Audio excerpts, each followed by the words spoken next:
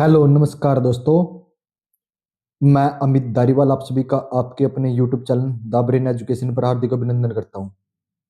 आइए आप सारे अच्छे और अपनी तैयारी को ऐसे ही कंटिन्यू रख रहे होगे। भाई जो भी बच्चा एएलएम एसए जेई और डब्ल्यूपीए की तैयारी कर रहा है तो उसके लिए हमारा सेशन चला हुआ है चैप्टर वाइज एमसीक्यू, जिसमें हम डीसी जनरेटर के चैप्टर वाइज एमसीक्यू करने लग रहे हैं। इससे पहले हमने डीसी जनरेटर के 34 क्वेश्चनों को कवर कर लिया है। डेली के हम 10 मिनट का छोटा सा सेशन लेते हैं जिसमें हम 20 के आसपास क्वेश्चनों को कवर कर लेते हैं। तो चलो आज आपका पहला क्वेश्चन है क्वेश्चन नंबर 35। कौन सा आपका आज का क्वेश्चन रहेगा? Question number 35। 35 क्या? डीसी जनरेटर में प्रेरित ईएमएफ ज्ञात करने का सूत्र क्या है? तो ईएमएफ ज्ञात करने का सूत्र क्या है?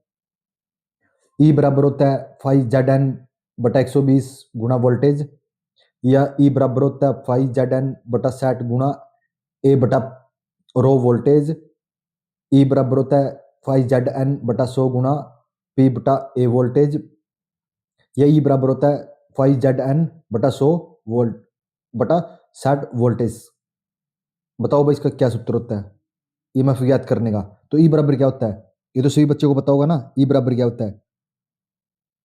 तो ई बराबर क्या होता है? ई बराबर होता है फाइव जेड एन बटा 60 गुणा पी बटा ए वोल्ट के। तो ये कौन सी ऑप्शन नंबर सी में इसका क्या हो जाएगा? ऑप्शन नंबर सी इसका करेक्ट आंसर हो जाएगा। Question number 36। प्राथमिक वाइंडिंग से होकर जाते करंट द्वारा बना फ्लक्स खालिस्तान में ईएमएफ प्रेरित करता है। भाई प्राथमिक वाइंडिंग से होकर जाते करंट द्वारा बना फ्लक्स खालिस्तान में ईएमएफ प्रेरित करता है। प्राथमिक और द्वितीय दोनों वाइंडिंग में, केवल ट्रांसफार्मर कोर में, केवल द्वितीयक वाइंडिंग में, या केवल प्राथमिक वाइंडिंग में? बताना भाई प्राथमिक वाइंडिंग से होकर जाते करंट द्वारा बना फ्लक्स खालिस्तान में ईएमएफ प्रेरित करता है। भाई प्राथमिक वाइंडिंग से जो भी करंट जाता है ना, तो ईएमएफ किस में प्रेरित करता है? वो करना कमेंट भाई। 36 का क्या हो जाएगा? तो ये करता है प्राथमिक और द्वितीयक दोनों वाइंडिंग में। ऑप्शन नंबर ए इसका करेक्ट हो जाएगा। Option number A. Next question है भाई क्वेश्चन नंबर 37।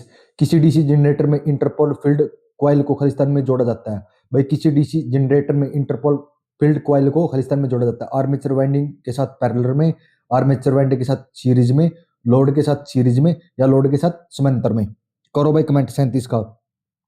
किसी डीसी जनरेटर में इंटरपोल वाइंडिंग कॉइल को खालिस्तान में जोड़ा जाता है तो आर्मेचर वाइंडिंग के साथ सीरीज में। क्या हो जाएगा? Option number B armature winding के साथ सीरीज में।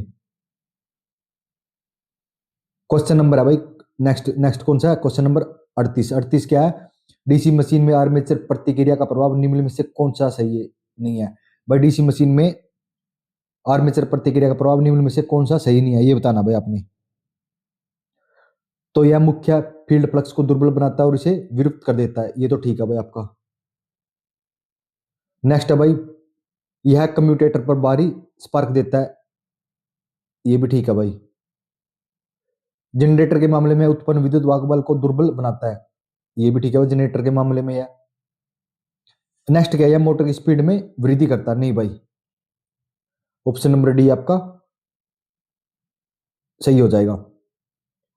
नेक्स्ट है भाई 39। कम्यूटेशन विद्युत प्रवाह करंट में एक परिवर्तन है जो आर्मेचर में खालिस्तान के प्रभाव से गुजरने पर होता है।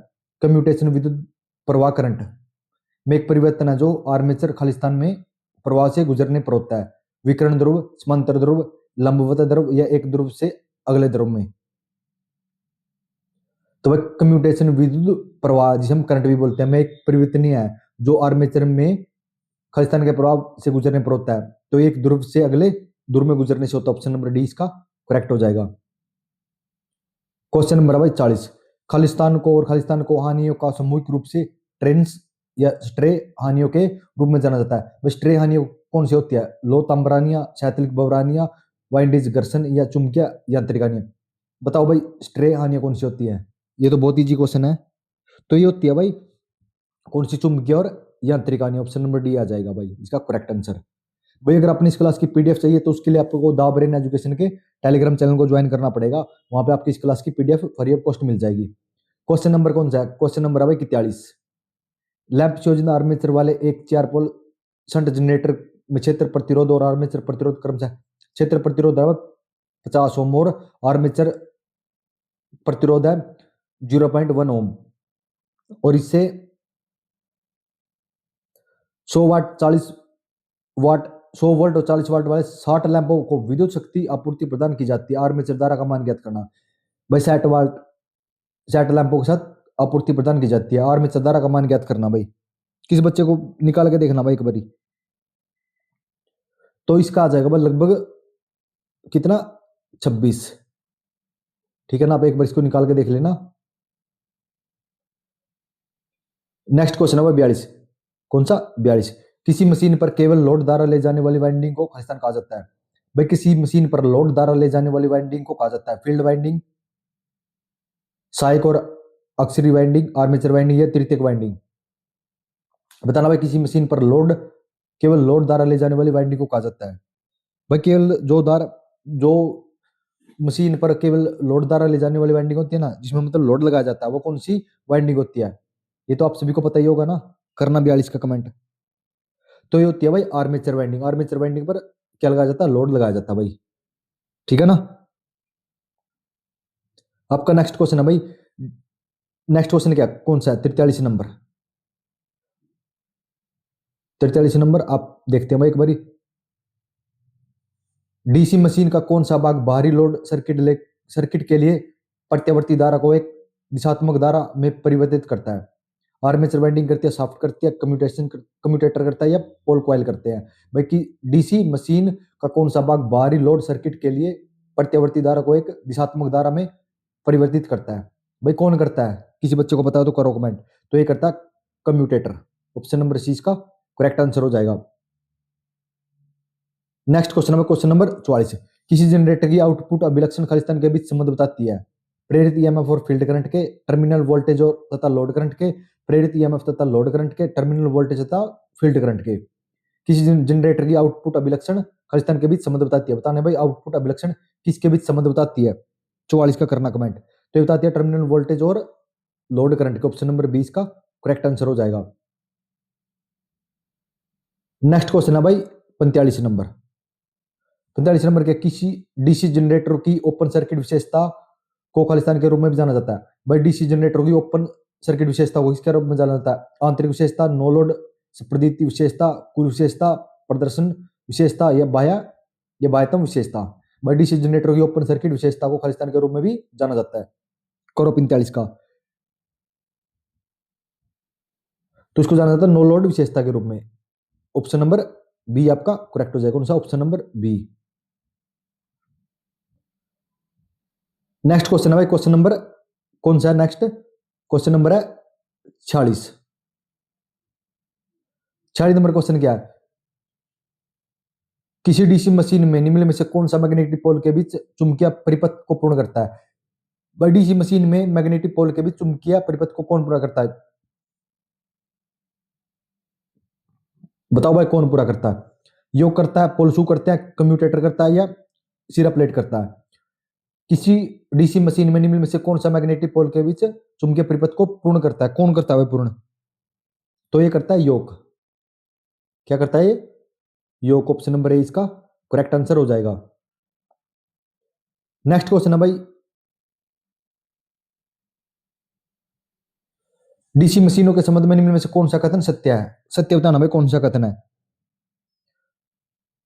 बिना किसी संरचनात्मक परिवर्तन में डीसी जनरेटर का उपयोग डीसी मोटर के रूप में किया जा सकता है और इसे विपरीत भी संभव है।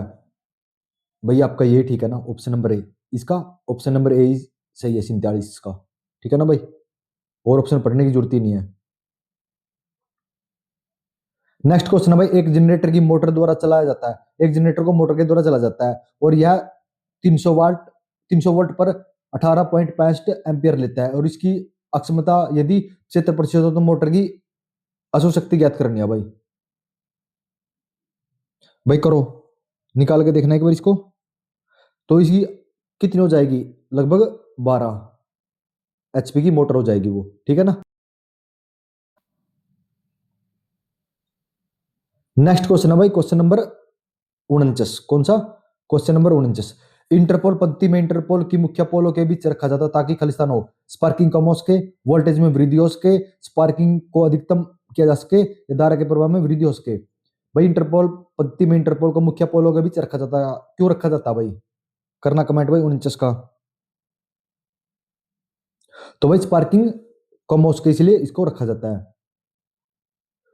डीसी शंट जनरेटर की खालिस्तान भी कहा जाता है, डीसी शंट जनरेटर को खालिस्तान भी कहा जाता है। भाई यहाँ पे क्या आएगा, डीसी शंट जनरेटर को खालिस्तान भी कहा जाता है। नियमित वोल्टेज जनरेटर, डीसी श्रृंखला जनरेटर, नियमित धारा जनरेटर या परिवर्तनीय वोल्टेज जनरेटर। बताओ भाई 50 का करो कमेंट।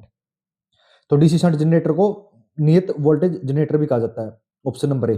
भाई आज हमने ना 50 क्वेश्चनों को कवर कर लिया है, और अपना ना 50 के 50 क्वेश्चनों से स्कोर जरूर कमेंट करना। भाई जिस बच्चे को 42-45 के आसपास स्कोर है ना, तो उसकी तैयारी बहुत अच्छी है। ठीक है ना। ऐसी क्लास देखने के लिए जरूर लाइक शेयर और सब्सक्राइब जरूर करना। मिलते हैं नेक्स्ट वीडियो में जल्दी ही। जय हिंद, जय